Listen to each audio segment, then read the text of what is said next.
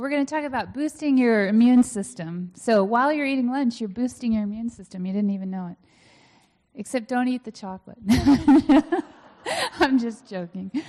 Okay. We can go through the pros and cons, analyze it in detail for you if you want. So the first thing I wanted to talk about is, well, what are the components of your immune system and what does it do? So your immune system is basically, a lot of people know it to defend you against germs, you know. And if you look on the internet, you see all these people like this, you know, with germs flying.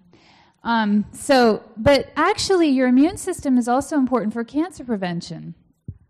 Did you all know that? You want to raise your hand if you knew that already? A lot of people, yeah, you all knew that. So this slide right here, this is a slide of your, well, not yours, but somebody's white blood cells eating a colon cancer cell. That yellow thing in the middle there, that is a colon cancer cell, and the white blood cells are all coming in to eat it for dinner. So I'm just looking for, I guess we don't have a pointer. So it's just important to know that your immune system does more than just fight germs, is basically what I'm trying to say here. So what are the components of your immune system? Your immune system consists of basically something called white blood cells, which are basically the police force of your body. They roam around and eat things that aren't supposed to be there, basically. And from a cancer prevention standpoint, actually, T cells and natural killer cells, they're just two kinds of white blood cells. To be honest, the list is very long of white blood cells. I mean, neutrophils, eosinophils, T cells, B cells, et cetera. And I don't want to go through all the, you know, we're not doing a medical school lecture. You guys will be asleep in 5 minutes if I do that. But basically, natural killer cells and T cells are what are sort of the main focal point for cancer, although, to be honest, all the white blood cells are. The other components of the immune system are, well, where do these little cells live? Well, they live in different organs. So, for example, they live in the spleen, which is on the left side of your body here. They live in the thymus, which is behind your sternum here. They live in your tonsils. A lot of people know about your tonsils because they're in your mouth. The lymph nodes, people will call those your glands. So you know these things here under your neck, for example, are lymph nodes, and you have lymph nodes throughout your body. And then they travel, just like police cars travel on a highway, they travel on roads. So that road is the lymphatic system, okay? So let me show you another picture here. I don't know how clear that is, but can you guys see the little red dots on that? Okay, I don't have a pointer, so you're just going to have to bear with me. Those little red dots are your lymph nodes where some of those cells go, and the green channels there are actually the highways between all the lymph nodes. So those are the lymphatic channels. And again, your spleen would be over here on the left, and your tonsils are up in your mouth, and your thymus is behind. So just to give you an example of where your immune system tends to live. One other place, actually, a lot of people don't realize that in your intestine, you actually have quite a bit of your immune system as well. So if you think about it, it makes sense, right? Because, for example, we're all eating here. Everything you put in your mouth, your immune system's got to decide. Now, do I keep it? Do I kill it? Do I get rid of it? What do I do? It has to analyze every little thing in your, for example, one leaf of spinach probably has, let's say, 200 different compounds. Your immune system has to identify and decide if those things are good or not, right? So there's a lot of your immune system also located in your intestine, just so you know. And it's called something called Peyer's patches, which is what I wrote here. Okay, so now we're going to go through tips to boost your immune system. And to be honest, there were so many tips that I had to cut myself off at about a certain number. So in the question and answer, if you have other ones that you're like, oh, I read about this, I read about that, definitely feel free to ask me, okay? So we're going to start with eating less refined sugar, which brings us back to the zucchini cupcakes here. I actually thought they looked really good. I'll probably have one later. But basically, let me go through some of the data first on cancer. But there's this study from the JNCI, which is a big cancer journal, in 2004, which found an association between colon cancer development and sugar. So this study followed 38,000 women approximately and followed them for 8 years. And those who had the highest glycemic index foods had 3 times the risk of colon cancer. So do you know what the glycemic index is? Does anyone know? Does anyone want to share? Do you want to share what that is? Glycemic index? Yeah. Putting you on the spot here. This is a medical school test. Actually, you didn't know, but yeah. So basically, I'm just going to repeat back so everybody can hear. The glycemic index, simply put, is something that reflects how quickly the sugar gets absorbed in your body and how fast it shoots up in your blood, which then correlates with how fast your insulin levels go up. And we don't want things shooting up really fast. We want a slow release of sugar over time.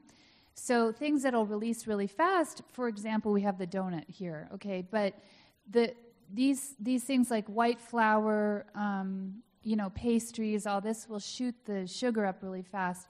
And that is what they're talking about when they say high glycemic index foods.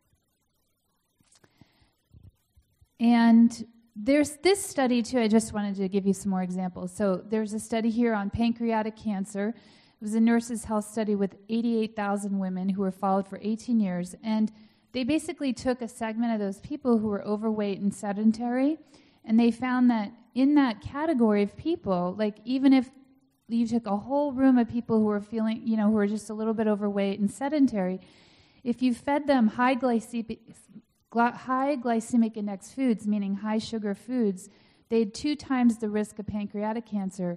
And those who ate a lot of like high fructose corn syrup and things like that had 3 times the risk of pancreatic cancer. So high fructose corn syrup, as you may know, is found in a lot of different foods. I mean, if you start reading labels, you're probably going to see it in a lot of places you don't expect. For example, ketchup, cereal, soda, fruit punch, all sorts of things, pretzels. So it's something to be aware of because it's actually in a lot of foods because it's cheaper for companies often to put that in there than regular sugar. Okay, one other piece here, because these 2 studies were preventative studies, but this actually was a study in women with early-stage breast cancer.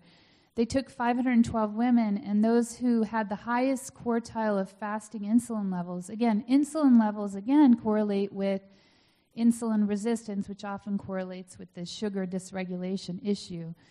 And they had 3 times the risk of dying and 2 times as likely to have a tumor metastasize.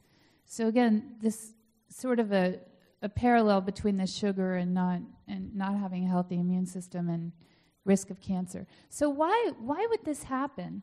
Well, as it turns out, insulin works by something called insulin growth factors. And if you think about growth factors, it kind of makes sense that they're probably not so hot when you're talking about cancer, right? You don't want things growing. So it may be that insulin stimulates these growth factors, which stimulates tumor growth, although to be honest, this is all preliminary research, so we're not entirely sure from a medical standpoint. But let me give you some other things that are interesting. Actually, your white blood cells from an immune standpoint, so sugar doesn't just influence tumor growth, it also influences your immune system, because we're coming back to the immune system here. When you have a white blood cell, it uses vitamin C, right? You guys all know that it uses vitamin C. The vitamin C and sugar actually compete for the same entry point on the white blood cell. They both use the same door to get into the white blood cell. And insulin actually influences that as well, that door. So when you have a lot of sugar, it drops your body's ability, your white blood cell's ability to use vitamin C. In addition, sugar makes your white blood cells less able to do some of its natural functions. So if you think about a police car, in order to pull somebody over, first the police car's got to be able to stick to the side of the road. Well, they should stick to the side of the road. And then they need to be able to get out of their car and get that person, right? Same thing with the white blood cell. It needs to be able to pull over to the side of the blood vessel, and it needs to be sticking to whatever it is it's trying to get rid of. And sugar will drop the ability of the immune system to do both. So that's part of the reason that sugar is a problem with the immune system. So let me show you this. 75 to 100 grams of sugar solution drops the ability of your white blood cells to overpower and destroy bacteria. And actually, when I read this study, the effects last for up to 5 hours. So quite a long time. So that's equivalent, you can see here I have a picture of the soda can. That's equivalent to a soda can. You do one soda, your immune system will be down for a while. So just to keep that in mind, right? Because these are things that maybe people don't talk about, but is definitely out there in the literature, medical literature. So what is sugar? Because not everybody knows what sugar is. Sugar sounds like it's white sugar and brown sugar and honey and molasses, and it is those things, but it's also equivalent to white flour. White flour acts like, similar, it's a high glycemic index. Also thinking about, as I mentioned, high fructose corn syrup. It doesn't have the word sugar in it, but it is equivalent to that. Also things like evaporated cane juice, evaporated pear juice, that we see in these organic food labels, they're still a form of sugar. Sugar is in all of those things. So that's why I put the pretzels and the crackers up here, because sometimes we don't think about those as sugar, but they are. This, by the way, this picture at the bottom is a candy shop. Can you believe they had fake sugar eggs? I was like, is that really a pastry shop? Okay, so as this kind lady mentioned before, eating more whole grains is very helpful for having a lower glycemic index. So that includes whole grain breads, nuts, beans, some of what actually is even mentioned. I saw that beautiful pamphlet you guys have on healthy diet they kindly included on the tables, and that's exactly what we're talking about. And fruits and vegetables, those are low glycemic. Okay, another tip. So we talked about one tip for boosting your immune system, which is around sugar. The other is weight loss. Weight loss actually decreases your insulin resistance, meaning that it makes insulin more effective. And remember that insulin correlates with, high insulin levels correlates with tumor growth. So that's one issue. Interestingly, from an immune standpoint, if you take a really fat mouse, they unfortunately will do this to mice in the lab, but they have a special kind of type of mouse. It's an overweight mouse and then a thinner mouse. And the overweight mouse, when given a vaccine, like a flu shot or whatever kind of shot, it will make fewer antibodies to that vaccine. So it has less of an immune response than a thinner mouse. So this is something to keep in mind too. It sounds so basic, but actually it affects your immune system as well. Which brings us to exercise. How many of you know you're supposed to exercise? Everybody knows. It's like we could put this on every lecture, but we'll go through it again. Actually, there's a few little points here that I do want to talk about that are maybe a little specific for the immune system.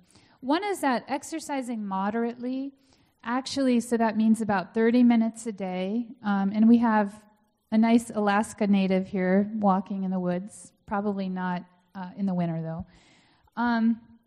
So moderate, consistent exercise, 30 minutes a day, actually boosts your immune system. And how does it do that? Well, the white blood cells actually circulate more quickly. They go around the body more quickly. They kill bacteria and viruses more quickly. And people who exercise about 30 minutes a day, just moderate walking even, have less numbers of days sick in general in studies by about half. So when they did a study of people over about a month, they had half the likelihood of getting sick, meaning having a cold.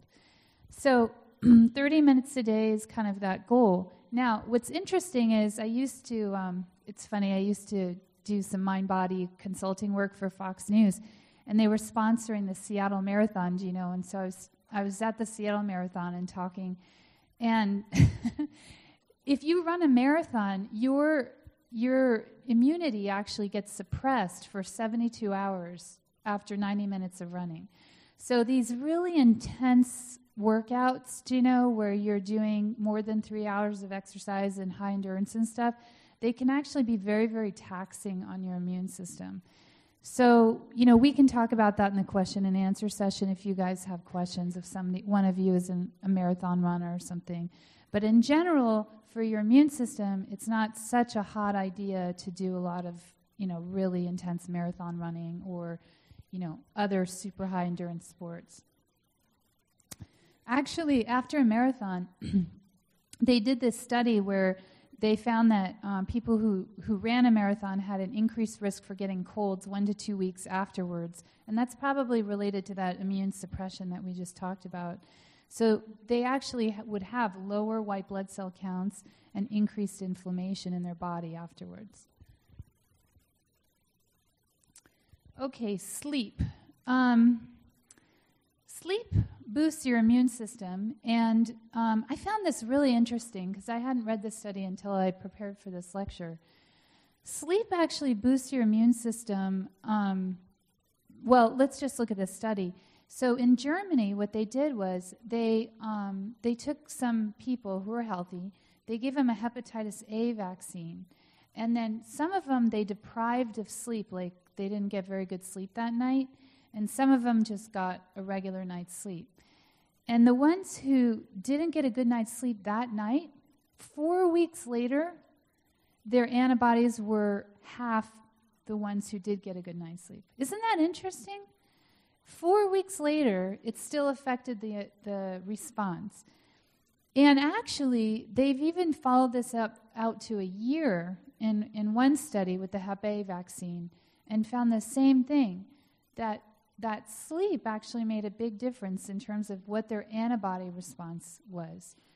So I should probably stop and say, who here doesn't know what antibodies are? Okay.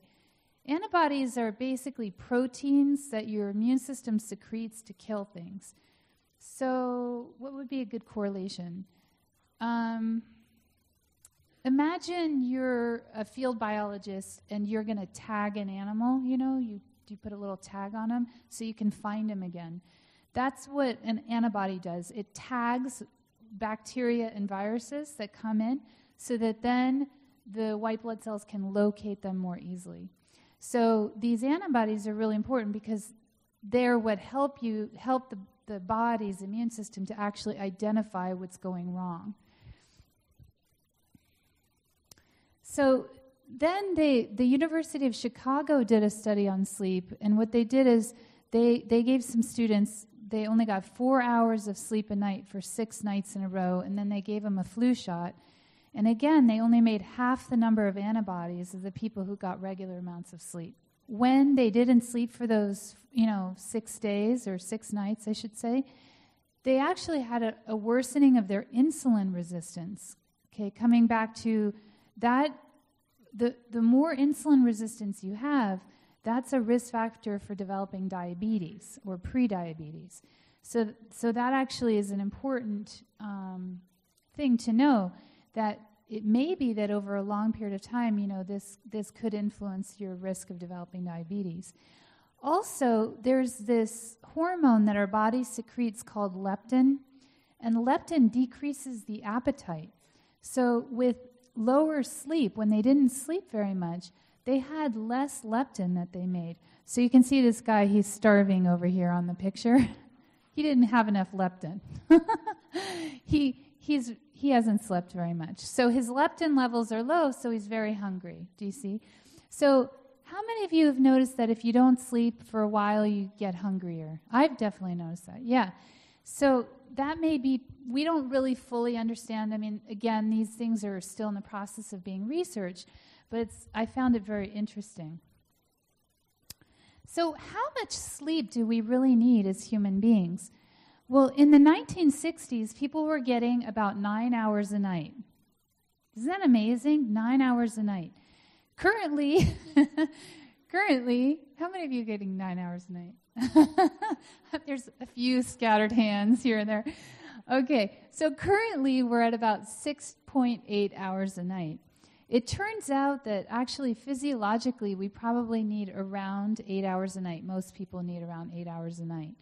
If you miss one night, it actually takes you 3 nights to recover. Isn't that interesting? It takes a long time to recover.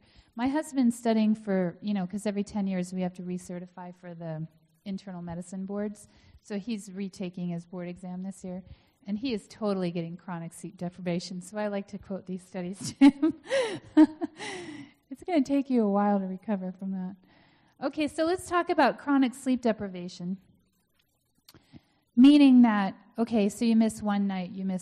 But let's say now it's gone on for a few months, a few years, or whatever. What happens when somebody is chronically sleep deprived? Meaning that, again, they're not getting that approximately 8 hours a night. Well, actually, in studies, chronic sleep deprivation is associated with a number of problems. Weight gain makes sense, right? Because their leptin levels are different. Glucose problems, again, makes sense because insulin resistance probably goes up. Memory loss and trouble with focus and concentration. This becomes very relevant. Any of you with children or grandchildren with ADD, ADHD, they need to get enough sleep. Our children are not getting enough sleep in this country. So it's another thing to keep in mind. Also, tumors grow 2 times faster in animals who have severe sleep issues than those who don't. So again, it comes back to not just your immune system, but also, we're trying to build that connection too with, talking about cancer, since this is also a relevant topic. So how do you improve sleep?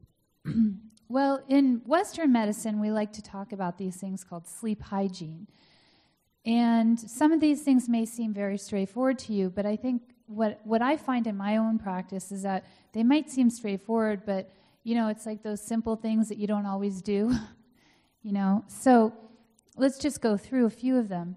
First of all, it's helpful to have a consistent bedtime, meaning you go to bed around the same time, because actually your circadian rhythm, meaning the cycle of your hormones, melatonin, etc., is actually set, especially when you have a consistent bedtime. Also, consistent wake time helps with that too. And I can't even go through the number of rhythms that are set by how you sleep and how you wake and your daylight exposure. The other thing is having a dark bedroom. I know here in Alaska that may be hard. But it's important. Okay. And then another thing that a lot of people I find do, at least in my practice, I don't know if here you do or not, but that not doing TV or reading in bed, and I know that sounds kind of funny, but actually what happens when you read in bed is your body gets confused. It doesn't know, should I be asleep or should I be awake? So really, in medicine, we say, you should just not do those things when you're in bed. It's better for you. And also, if you cannot sleep, let's say you're having insomnia or something like that, after about 20 minutes, get up out of bed and, do something quiet and relaxing. So, maybe don't go jogging, all right, but something boring, ideally, relaxing, go meditate, something like that. That can be very helpful, but not to stay in bed for hours and hours with insomnia, because then your body can actually get confused again and think, oh, I lay in bed and I'm supposed to be awake. Do you see? We don't want to have any habit like that, right? And then one other thing that people talk about is not having caffeine before bed and not drinking alcohol, because actually alcohol may help you to go to sleep at night, but what it'll often do is it'll disrupt the sleep-wake cycle, so you wake up earlier in the morning. It's called early morning awakening, and you may have trouble going to sleep. This dog is not having trouble with sleep. Okay, let's see now. Taking a probiotic. This is tip number 6. We've moved on from sleep.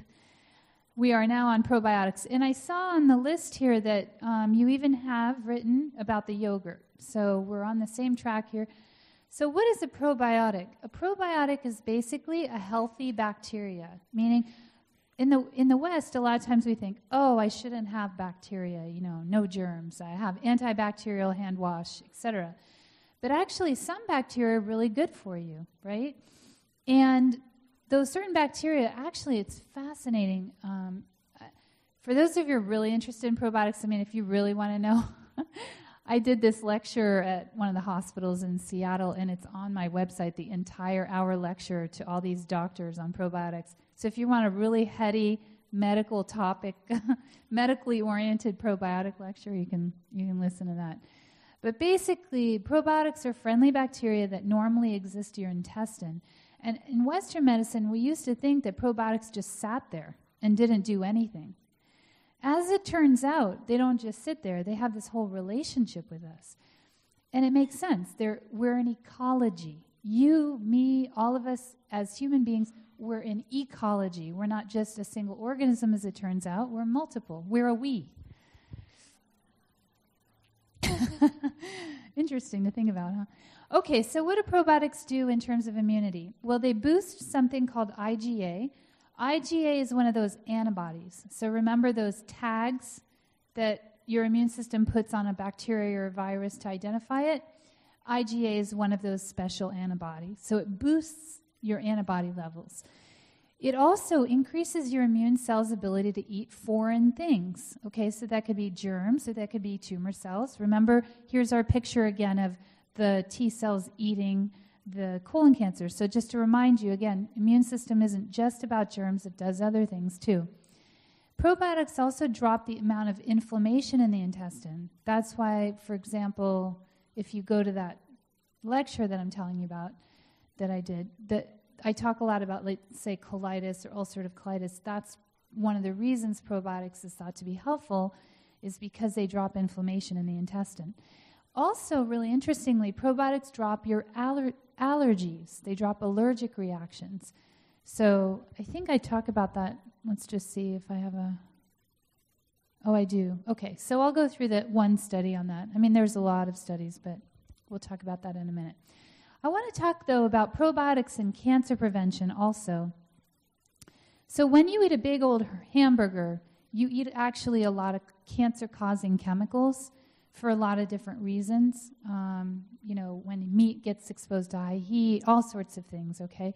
So there's cancer-causing chemicals. One special name for them is called carcinogens. So interestingly, when you eat a hamburger and then you take some probiotics, for example, lactobacillus is a type of probiotic, you drop the amount of cancer-causing chemicals in the urine by 50%. Isn't that interesting? By 50%, that's a big drop. So it may be that probiotics are not just helpful for the immune system, but they actually may have direct anti-cancer properties as well. And actually, in animals, when you give them probiotics, they have less colon cancer tumors than they would if you just gave them this cancer-causing chemical without probiotics. So let's go back to the immune system. I have a whole set of studies on this, but I chose one because, again, I don't want to overwhelm you with 15 million scientific studies. But here's one. This is from the British Medical Journal in 2001. And what they did is they took 570 kids approximately who are in daycare, ages 1 to 6, and they get a lot of colds, right? We all know they get a lot of colds. Anyone have kids in daycare and they're constantly, getting sick? Yeah. So what they did, this was in England, I believe, they actually gave them probiotic milk or they gave them plain milk in the daycare because they were giving them milk anyway. The ones who got the probiotic milk had 16% less absences from their daycare for GI-related issues, so intestinal, diarrhea, all that stuff, and for colds. So they had 16% less colds. In addition, 19% less had severe infections that actually needed antibiotics. So it dropped the number of colds and also the severity of colds and also diarrhea and things like that. So even though we think of probiotics as being for the intestine, they probably have bigger effects than just the intestine. This dog has a cold. That's why he's here.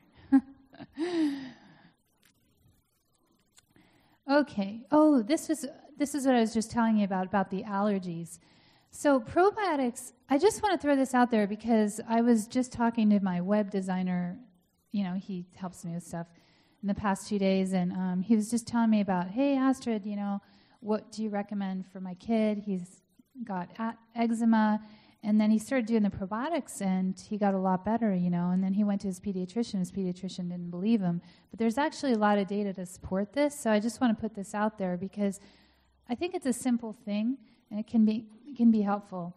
So taking probiotics may actually drop your risk of getting allergies, allergic conditions. So allergic conditions include things like asthma, eczema, hives, things like that. So in this study, the mom who was pregnant took probiotics for 2 weeks before she gave birth to her baby, And then for the first 3 to 6 months of breastfeeding, she took a probiotic. So the kid didn't even get one. The mom got one. Actually, forgive me. The mom got the probiotics for the first 2 weeks, then baby got probiotics after that for the first 3 to 6 months. And actually, the amount of allergic issues, so we call that atopy, the amount of allergic issues dropped by 43% in these kids over time, and the effects lasted for 4 years. 4 years, just for giving them probiotics for the first few months of life. So again, for me, just as a physician, I'm a primary care doc by training. I really care about prevention. This is what I do. And to me, something so simple can make a big difference. This is why I share it with you. Even though it's not completely directly related, I just think it is somewhat related because allergies are considered to be, in some ways, an over-response of the immune system. So probiotics may also have a balancing effect. Okay, so how do you find a good probiotic? First of all, what you want to look for when you go to the store is you want to look for a higher number of bacteria. So a higher number, like 1 billion, will be better in general, okay, than 1 million, all right? In addition, you want to look for a variety of bacteria, so a higher diversity of bacteria. You also ideally want them to be alive and not dead. That helps. And the other issue that Consumer Lab, which is, you guys have heard of Consumer Report. Consumer Lab is an independent testing company that independently tests supplements over the counter. They'll just pull them off and test them. And then they'll see which ones actually have what they say they do and which ones don't. Kind of like Consumer Report, they're supposed to be independent and not biased by these things. So you can actually go to consumerlab.com. This is a website. I personally subscribe to it. I think it was like $33 for a year, so there is a subscription fee. But anyway, they list the ones that actually had what they said they did in it, because probiotics, a lot of them don't. So generally, I try to recommend that you go for one that actually has, something to substantiate it.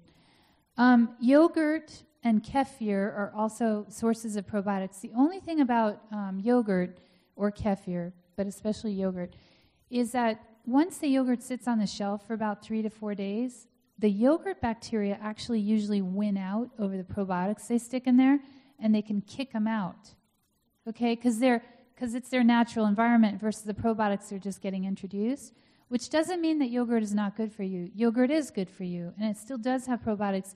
But if you're trying to do it for a specific health reason, then it may be actually worth it to think about doing a capsule, which I know sounds funny, but in general, that yogurt bacteria will generally kick out the other probiotic bacteria. Kefir is kind of like a liquid yogurt. It's a little bit, let's call it stronger in terms of the amount of probiotics it has in it. And that one actually will have higher numbers in general than yogurt does. So just so you know. Okay, elderberry. Have you guys heard of elderberry? Sorta. Okay. Elderberry looks like this.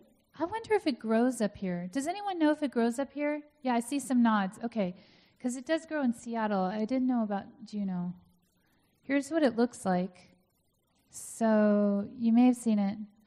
But actually, elderberry is a sacred plant in Europe.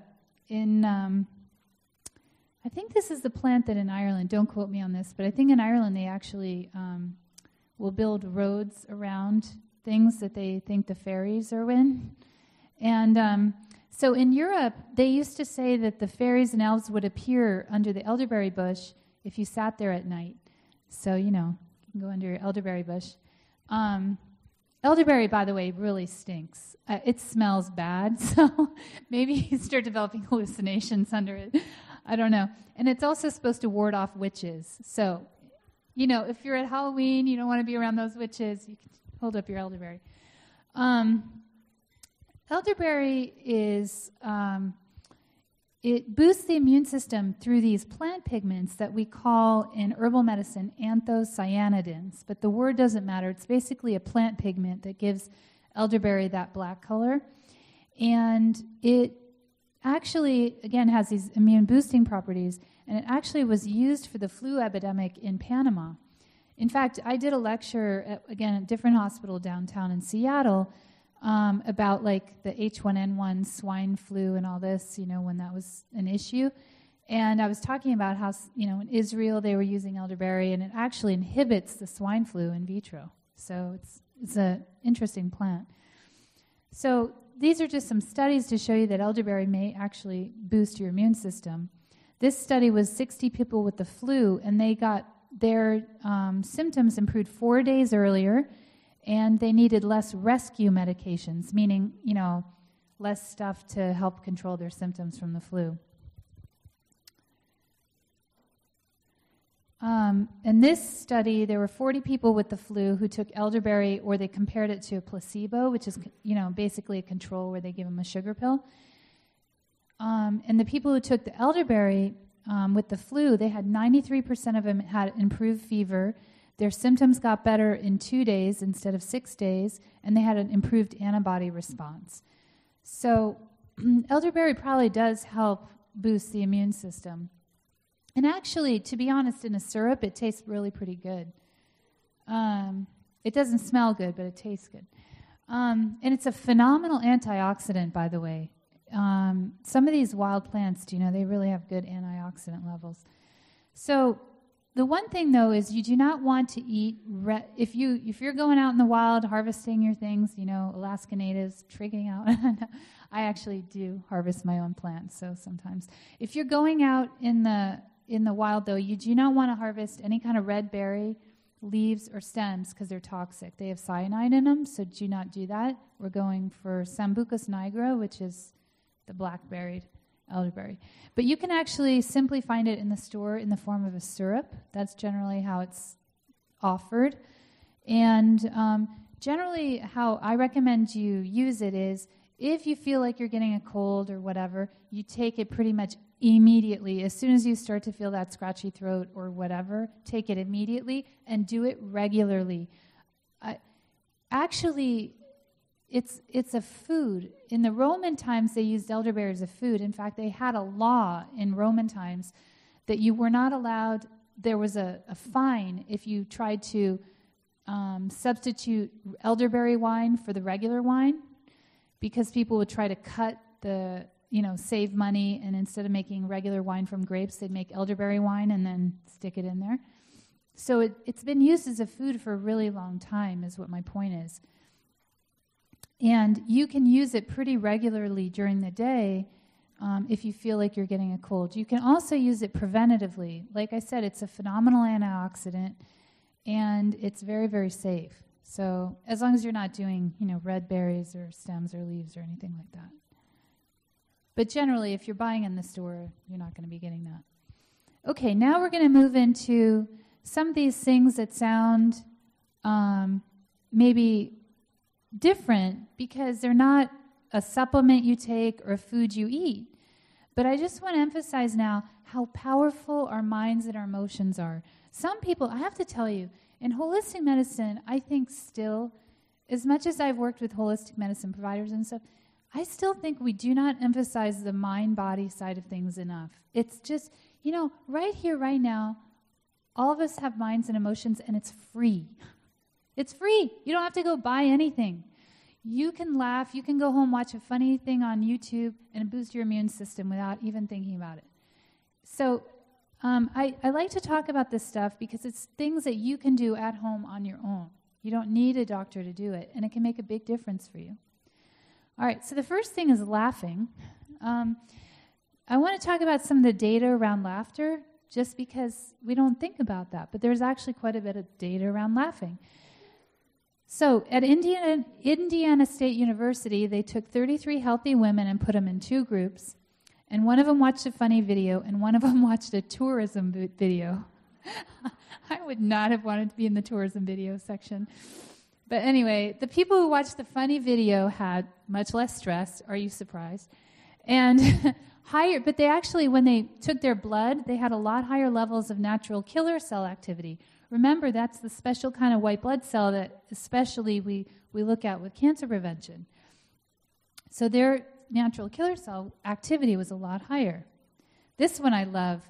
There's this Japanese study. I wanted to talk about other things that laughing does besides just boost your immune system, because, again, it has a whole wide range of effects. They took these poor Japanese people and stuck them in a really boring lecture for 40 minutes, and then they measured their blood sugars and all these numbers afterwards. And then the next day, they took the same people and have them watch a funny kind of Japanese comedy. I don't even know what the name is. It's a special kind, though. Same thing, 40 minutes. And then they had them, both groups, they had to eat the exact same meal. So imagine they're serving this same meal one day and the same meal next day. And the same meal, they had a 33% drop in blood sugar with laughing. Isn't that amazing? So any of you who have diabetes, pre-blood sugar, go home and laugh. We have so many. The thing is, too, we have YouTube now. We have all these things. I like to watch the Muppets. They make me laugh. So periodically I'll just stick the Muppets on. Other benefits of laughing: it improves circulation, it helps your blood vessels function better, it decreases stress, and it actually drops calories. So all of these great things laughing does. Guided imagery. Do you all know, who here knows what guided imagery is? Okay, half about. So guided imagery is basically using your imagination. So we have this picture here of this young woman. She's using her imagination. Guided imagery is about using your imagination to help yourself. You know, a lot of times we use our imagination to worry about whatever it is we're going to do next. This is about using your imagination to do something healthy for yourself. Instead of imagining something to worry about, you imagine something that's going to help you. And actually, this is to show you, I'm going to go through some studies. Your imagination makes a big difference for you. Meaning, when you use your imagination positively, you can make a huge difference on your health.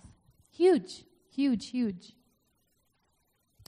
Okay, so the American Cancer Society looked at 48 studies between the years of 1966 and 1998. And they had so many studies, I didn't want to list them all here. But basically, guided imagery has been shown to decrease stress, decrease anxiety, decrease depression, decrease pain, and drop side effects from chemotherapy, just with your imagination. So if I told you I could give you something for free that was easy to do, you didn't even have to go to see a doctor, and you could do it right now, wouldn't you sign up? So this is what we're talking about, right? It's something you can do for yourself. You don't need anybody else. It's underutilized. This is why I like to repeat myself. I just think we underutilize it. The other thing is that I want to share with you, your imagination can make a difference for your immune system, not just for, all of these other things like stress, depression, and anxiety, but actually for your immune system. So actually, they did this study where people would imagine their white blood cell counts increasing. So, for example, during chemo, I see a lot of cancer patients and stuff in my clinic. During chemo, sometimes the white blood cells will drop, and then they have to stop chemo for a few weeks, and they don't like that usually because, they want to get their treatment. Actually, so they did a study where people basically imagined, and they took each type. What I think is fascinating about this study, they took each type of white blood cell, and let's say they imagine their neutrophils going up, their neutrophils went up. Individually. Then they would imagine their, let's say, eosinophils going up, their eosinophils went up. You're so powerful. Your minds and your imagination is so powerful. So in this study in 2008, each cell was able to go up individually using the imagination. And if somebody had something going on, like medically or whatever, then it was more powerful. So you're even stronger even if you think you're sick, you're actually stronger. So don't let that stop you. Gratitude. This is another one, gratitude. Gratitude, we know that it helps people to cultivate an optimistic So in medical literature, there's a lot of studies on what they might call cultivated optimism, meaning learned optimism, meaning that you can learn to be optimistic. And one of the most powerful tools that you can use to learn to be optimistic, because to be honest, we're not all taught to be optimistic, do you know? But sometimes we think pessimism is something we just, our personalities are just something we live with. But actually in the East, they know that you can change your personality. So let me stop for a second and just have you imagine for a moment. You go home and let's say you're with one friend. You're one way, right? Then you go home and you're with a different friend. You're slightly different, right? You go home, you're with your kid. You're different. Each time your personality is slightly different. So we think our personality is a rigid thing. Our personality is not a rigid thing. It's something that's flexible. We can change our minds. So one thing that they've studied a lot in Western medicine is this: how do we cultivate an attitude of optimism? Because it's something that actually can be learned and taught. You don't just have to accept whatever you were taught as a child or whatever you grew up with. You can actually learn this. How do you learn it? Well, gratitude is a really, really powerful way to change this. So what they did is they took, in this study, okay, this is just one example, but and if you guys are interested in more studies, believe me, you can go to the website. I write a blog. There's tons of studies on gratitude, laughter, etc. So, I go through studies on cholesterol and laughter, etc. Today we're focusing on the immune system, cancer prevention, so that's why I'm focusing on this. So they took a bunch of healthy law students, and they basically found that those with greater optimism scores maintained a higher number of white blood cell counts under stress. So obviously, they're doing tests, they're doing all this stuff. In spite of all that stress, they had higher white blood cell counts than their pessimistic classmates. So this is just one way that gratitude makes a difference. Gratitude has also been shown to correlate with having less heart attacks. Also, people who practice gratitude, there's a practice of gratitude. And actually, so I want to share this with you. So one of the things that I do is I do these workshops for people with cancer or different workshops. And I wrote this book, this 30-day program to help people with cancer to sort of use it as a launching pad, because cancer can be a difficult thing, right? But you can actually use it as a launching pad to become more of the person you want to be, right? You can use it. Any crisis in our life can be used as an opportunity to become more of who you want to be and have more of the life you want to have, right? So one of the things I actually do in this workbook, because every day there's a different exercise, is actually have people write a gratitude list. And those people who write a regular gratitude list, one of the reasons I also have people do that in this workbook is because when you write a regular gratitude list, it correlates with better self-care, meaning that the more you do this, people naturally start to exercise more, they naturally start to eat better because they feel better inside, right? How many people do you know who eat out of emotion? Usually sadness, grief, fear, whatever, right? So having a practice of gratitude can make a huge difference in changing that. And it's something you can learn. You don't have to just, it's something you can learn. Also, people who have do a regular practice of gratitude have less stress, and they're better able to cope with stress. So, all of those things are very important. All right. Oh, okay. Then this comes to exploring your emotions and self-awareness. So tip 11 is about developing self-awareness and exploring your emotions. So I'd just like to talk to you for a moment about this. In breast cancer patients who explore their feelings around cancer, they have less doctor's visits for cancer-related problems. There are so many studies like this. I can go on and on and on. Also, hidden emotions, meaning repressed anger, repressed sadness, and so on, has been correlated. And this is only two of probably, on this slide I actually had 4 studies, and then I decided to cut it down. But basically, the more you explore your emotions and uncover them and help to move them into something healthier, whatever it is for you, it actually correlates with improved survival and improved outcomes. This is another thing. In terms of, it's not just about cancer, though. It's also about boosting your immunity. HIV patients who wrote about their worries for 4 days in a row in just a journal, they wrote down their worries, they had a drop in their viral load, meaning the amount of HIV virus dropped in their blood, and there was a rise in their T cells. And T cells, as you know, that's your immune system, and that is affected by HIV. So they had a drop in the amount of virus and a rising of their immune system just from writing things down for 4 days. That's very powerful, right? All you need is a pen and a sheet of paper. So expressive writing is another thing. Expressive writing has been shown to improve the immune system. I just talked about this HIV study. There's other studies. It also improves your lung function and your liver function. It's been shown to drop your blood pressure. It improves pain. It improves physical function in cancer patients. And it actually, believe it or not, improves your sports performance and grade point average. Isn't that funny? That writing can improve your grade point average. But again, when we have things that, are not expressed, then they drive our behaviors in other ways that may not be so healthy, right? So that's why. So again, these simple things like writing things down can help your immune system. Gratitude can help your immune system. Laughing can help your immune system. Your imagination can help your immune system. Free, pretty much, except for a journal maybe. Okay. Oh, and this is the 30-day workbook that I wrote for. This is called Catalyzing Positive Change Through and After Cancer, and that is available as an ebook on my website if you wish. Thank you.